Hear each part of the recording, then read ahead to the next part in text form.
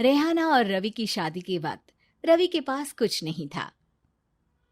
रेहाना, तुमने मुझसे शादी करके एहसान किया है। मुझसे ज्यादा तो तुम कमाती हो। अरे तो क्या हुआ, एक दिन आएगा रवि कि तुम खूब पैसा कमाओगे। मुझे तुम पर पूरा विश्वास है। रवि और रेहाना खुद को स्टैंड करने के लिए पूरी मेहनत करते। रेहाना, मैं नौकरी नहीं करना चाहता हूँ। तो कोई बात नहीं, मैं नौकरी करके घर चलाती हूँ, तुम बिजनेस सेट करने की कोशिश करो। एक दिन रेहाना, तुम जानती हो, मैंने जो विज्ञापन बनाने वाली कंपनी खोली थी ना, उसे बड़ी ब्रांड का ऑफर आया है।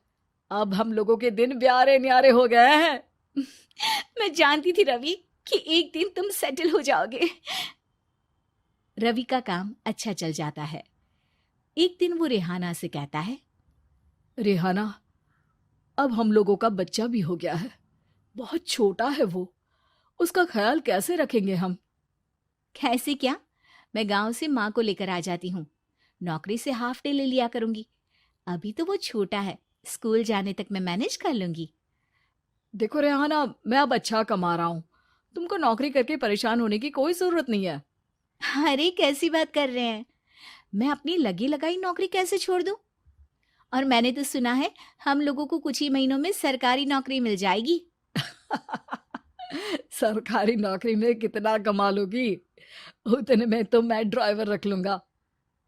रेहाना को रवि की बात का थोड़ा बुरा तो लगता है। कम से कम मेरी नौकरी की इतनी बेइज्जती मत करो। भूल गए, इसी नौकरी के बदौलत तुमने अपना बिजनेस खड़ा किया है। अरे वो तो मैं किसी के भरोसे भी कर लेता। देखो, अपने बच्चे को संभालो, घर का काम करो। अब बाहर जाती तुम अच्छी नहीं लगती हो। रेहाना रवि के कहने पर नौकरी तो छोड़ देती है, लेकिन अब बड़े से घर में उसकी कीमत किसी नौकर से कम नहीं होती। एक दिन रवि का दोस्त आता है। भाभी, हम लोग तो आपको तब से जानते हैं जब से आप लोग शादी होकर इस शहर में आए थे। आपकी बदौलत ही सारा बिजनेस खड़ा हुआ है। ये किस्मत तो आप ही की है भाभी। हाँ हाँ भाई, हमारी मेहनत तो कुछ है ही नहीं। अरे होगी, लेकिन भाभी की किस्मत के आगे कुछ नहीं। दोस्त वहां से चला जाता है, लेकिन रवि का गुस्सा सातवें आसमान में होता है। देखा कैसे बोल रहा था? अरे बिल्कुल अच्छा आदमी नहीं है ये। कैसी बात कर रहे हैं आप? प्रशांत भैया तो बहुत अच्छे इंसान है रवि। कैसे उन्होंने हमारे मुश्किल वक्त में हमारा साथ दिया था। अरे था पैसा तो साथ दिया, नहीं तो कौन पूछता है? रवि का व्यवहार पैसा आते ही अलग हो गया। वो बंदे को बंदा नहीं समझता। घमंड से घिरे रवि ने तो एक दिन हद ही कर दी। रेहाना, मैं अब तुम्हारे साथ नहीं रह सकता हूँ। क्या क्या बकवास कर रहे हो रवि? क्या कहना चाहते हो? और क्यों नहीं रह सकते तुम मेरे साथ? देखो, मुझे कोई और पसंद है, और उसने साथ रहने पर बस यही शर्त रखी है कि मुझे तुम्हें तलाक देना होगा। रेहाना, जो कि एक स्वावलंबी महिला थी, उसने बिना देर किए रवि को कह दिया, कोई इश्यू नहीं, मुझे पैकिंग में 4 दिन का वक्त लगेगा, लेकिन तब तक मैं तुम्हारे साथ नहीं रहूंगी। 4 दिन के लिए तुम कहीं और शिफ्ट हो जाओ, मैं घर से निकलूंगी तो बता दूंगी। रवि घर छोड़कर चला जाता है।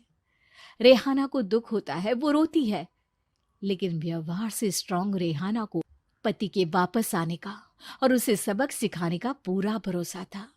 फिर एक दिन, अरे शुशिका, कब शादी करोगे तुम मुझसे?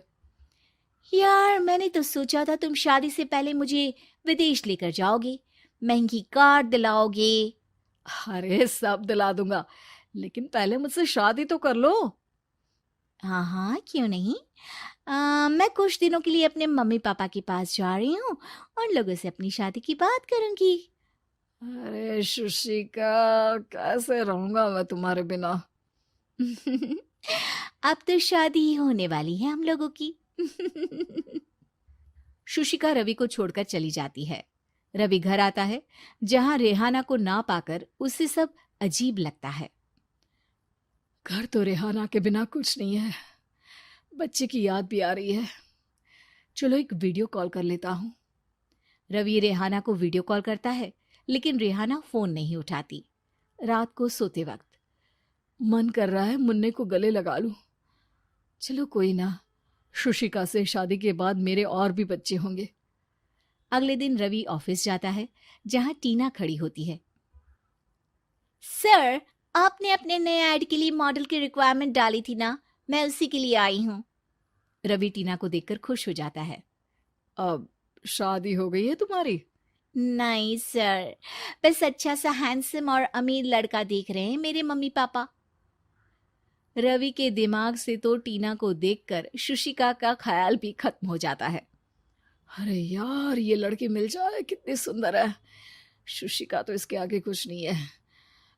आ, अब क्या तुम्हें ऐसा नहीं लगता कि मुझसे मिलकर तुम्हारी ये खोज खत्म हो गई है?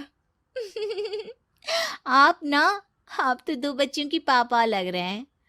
अरे नहीं नहीं, मेरी शादी तो हुई थी, लेकिन बीवी को किसी और से प्यार था, मुझे छोड़कर चली गई। खैर, टीना की दोस्ती रवि से हो जाती है, लेकिन 1 महीने बाद शुशिका रवि के पास वापस आती है। मेरे मम्मी पापा तुमसे मिलना चाहते हैं, लेकिन उन लोगों को ये मत बताना कि तुम पहले से शादीशुदा हो, और हाँ, शादी से पहले अपनी सारी प्रॉपर्टी तुमको मेरे नाम करनी होगी। अरे पागल, अब मैं तुमसे शादी ही नहीं करना चाहता। भला ऐसी लालची औरत से कौन शादी करेगा? तभी वहां टीना आ जाती है। रवि, ये पागल सी औरत कौन है? देखो, तुमने ही कह दिया ना पागल, तो पागल ही है। पता नहीं कौन है, कह रही है शादी कर लो, लेकिन शादी से पहले अपनी सारी प्रॉपर्टी मेरे नाम कर दो। बोल तो सही रही है। वैसे तुम जानती हो, मेरी एक सहेली है, उसके पति ने उसे पैसा आते ही छोड़ दिया, जबकि उसको खड़ा करने वाली ही मेरी सहेली थी। और मुझे भी भरोसा नहीं है। अगर मैं भी तुमसे शादी करूंगी तो तभी, जब तुम मेरे नाम अपनी सारी प्रॉपर्टी कर दोगे। अरे हाँ हाँ, क्यों नहीं, बिल्कुल कर दूंगा। रवि और टीना की शादी की तारीख तय हो जाती है। वो अपनी सारी प्रॉपर्टी के कागज लेकर शादी वाली जगह पर पहुंचता है, लेकिन वहां टीना आती नहीं। रवि टीना को मैसेज करता है। कहाँ हो? सॉरी, मैं तुमसे शादी नहीं कर सकती, मुझे तुमसे भी ज्यादा पैसे वाला मिल गया। रवि को गुस्सा आ जाता है।